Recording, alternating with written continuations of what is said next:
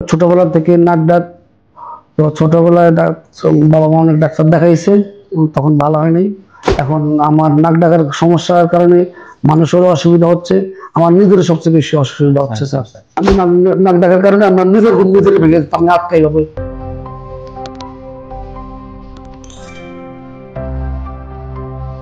আসসালামু আলাইকুম। আজকে একটি গুরুত্বপূর্ণ বিষয় নিয়ে কথা বলবো ইনশাআল্লাহ, সেটি হচ্ছে নাক ডাকা।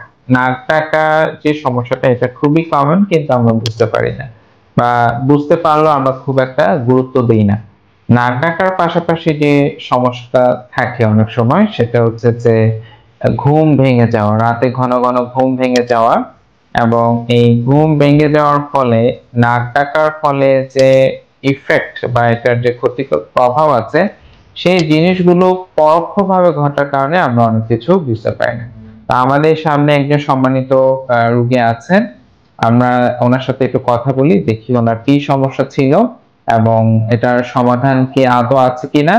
যদি থাকে তাহলে উনি কিভাবে সমাধান পেয়েছেন। আসসালামু আলাইকুম। ওয়ালাইকুম আসসালাম। আপনার কি নাম? আমার নাম হাবিবুর রহমান হাবিব। বাড়ি কোথায় আপনার? আমার দেশের বাড়ি লক্ষ্মীপুর, রায়পুর। আচ্ছা, আপনার কি সমস্যা ছিল? স্যার আমার ছোটবেলা থেকে নাক ডাক, তো ছোটবেলায় বাবা মা অনেক ডাক্তার দেখাইছে, তখন ভালো হয়নি। পরবর্তীতে আর আমি অতটা গুরুত্ব দিইনি, কিন্তু এখন যখন আমি দেশের বাইরে গেলাম, এখন আমার নাক ডাকার সমস্যার কারণে মানুষেরও অসুবিধা হচ্ছে, আমার নিজেরও সবচেয়ে বেশি অসুবিধা হচ্ছে স্যার। আমার সারাদিন যদি 2 দিনও ঘুমাইতাম, আমার মনে হচ্ছে যে ঘুম পুরো হয় নাই। আমার দাঁড়াইলেও ঘুম আসে, বসলেও ঘুম আসে, মানে খুবই। তার মধ্যে আবার ঘুম, আমি নাক ডাকার কারণে আমার নিজের ঘুম নিজের ভেঙে আমি আটকাই হবে, মানে ঘুম ভেঙে আপনি ঘুম থেকে উঠে যেতেন? উঠে যেতাম। আবার মাঝে মাঝে নিঃশ্বাস টানতে আমার খুব কষ্ট হতো, মনে হতো এভাবে আমার নিঃশ্বাস টানা লাগতো, এভাবে নিঃশ্বাস টানলেই আমার ঘুম ভাঙতো। ঘুমানোর সাথে সাথে আমার পুরো মাথা ব্যথা করতো, প্রচন্ড ব্যথা করতো স্যার। আপনার কাজে দুর্বলতা একটা ভাব থাকতো সবসময়, যে সতেজ ভাবটা ছিল না। না স্যার, পরে যে ঘুম যে পরিপূর্ণ হলো, এই পরিপূর্ণ ভাবটা কখনো ছিল না না। স্যার, ফ্রেশ ভাব লাগে না ফ্রেশ ভাব ক্লান্তি ছিল থেকেই ছিল, ক্লান্তি আমার থেকেই গেছে। যতই কাজ করি বা যাই কিছু করি, মানে কাজে মনোযোগ কমে যাচ্ছিল, মাঝে কাজে মনোযোগ কমে যাচ্ছে, গেলে একটু দুর্বল ফিল করতেন, না শক্তি পাচ্ছেন না, যে উদ্দীপনা নিয়ে কাজ করা।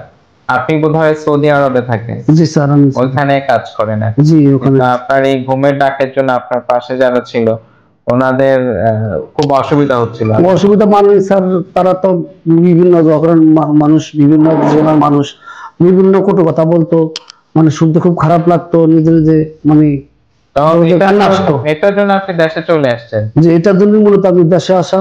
আমি মানে কয়েকজনের কাছে শুনছি এখন চিকিৎসা আছে, আসলে সঠিক চিকিৎসাটা পাবো কোথায় এটা আসলে জানতাম না। তা আমরা কি করি আপনাকে এখানে আসার পরে?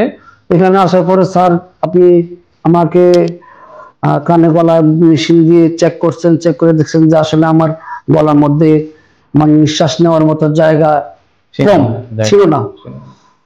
তো ইনশাল্লাহ আপনার অপারেশনের সাহায্যে, আল্লাহ পাকের ইচ্ছায় ইনশাল্লাহ আমি এখন পুরো বেটার, এক কথা বলতে পারি। আমরা অনেকে দেখি, অনেকে দেখার পরে আমাদের যে এন্ডোস্কোপিক মেশিন আছে, সেটা দিয়ে নাক এবং গলা সঠিকভাবে দেখার পরে আমরা দেখি যে ওনার নাকের খুব বেশি পরিমাণে হাড় বাঁকা ছিল, এবং যে নাকের পিছনের যে জায়গাটা আছে, যেটাকে আমরা ওরোফ্যারিংস বলি মেডিকেলের ভাষায়, ওই জায়গাটা এত বেশি সংকীর্ণ ছিল যে ওনার বাতাস জায়গা যাওয়ার মতো যে স্পেস বা যতটুকু জায়গা দরকার, ওইটা একেবারে ছিল না। আমরা এটা সবকিছু দেখার পরে, ওনার বিভিন্ন পরীক্ষা নিরীক্ষা করার পরে, সঠিকভাবে ইভ্যালুয়েশনের পরে আমরা দেখি যে না, ওনার ঘুমের মধ্যে নাক ডাকার সমস্যা ছিল, এবং ঘুম থেকে উঠে যাওয়া, হঠাৎ করে ঘুম ভেঙে যাওয়া, দম বন্ধ হয়ে যাওয়া, যেটাকে আমরা স্লিপ অ্যাপনিয়া বলি মেডিকেলের ভাষায়, এই সমস্যাগুলো ছিল। সবকিছু দেখার পরে আমরা ওনাকে সিদ্ধান্ত নেই যে ওনার অপারেশনের প্রয়োজন। তো আমরা অপারেশন কবে করি আপনাকে? কতদিন আগে?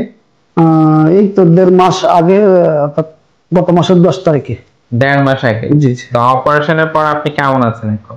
জি স্যার, শুকর আলহামদুলিল্লাহ আল্লাহ পাকের কাছে, আমি এখন খুবই ভালো আছি। এখন আমার ঘুমের সমস্যা একেবারে নাই বললেই চলে, আর নাক ডাকা নাই।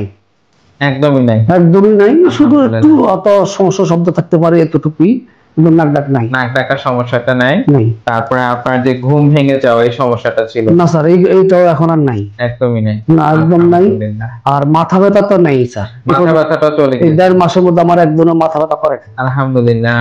তার মানে আপনি এই যে আমাদের একটা অনেক সময় আমরা চিন্তা করি যে এই ধরনের রোগীদের কি চিকিৎসা দিব, আদৌ চিকিৎসা করলে উনি ভালো হবেন কিনা, অনেক রকমের একটা আশঙ্কা কাজ করে এবং অপারেশন পরবর্তী সময় কিন্তু বিভিন্ন রকমের জটিলতা তৈরি হতে পারে, যেমন আইসিইউতে থাকা লাগতে পারে।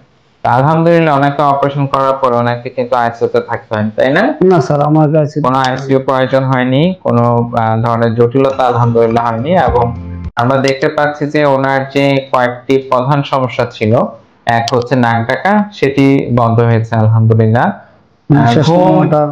ঘুম ভেঙে যাওয়া, ঘুমের মধ্যে হঠাৎ করে দম বন্ধ হয়ে যাওয়া এবং শ্বাস নিতে যে কষ্ট, সেই সমস্যাটাও নাই। এবং যেটা গুরুতর সমস্যা আমরা মনে করি যে মাথা ব্যথা থাকা, এটাও আলহামদুলিল্লাহ এখন নাই।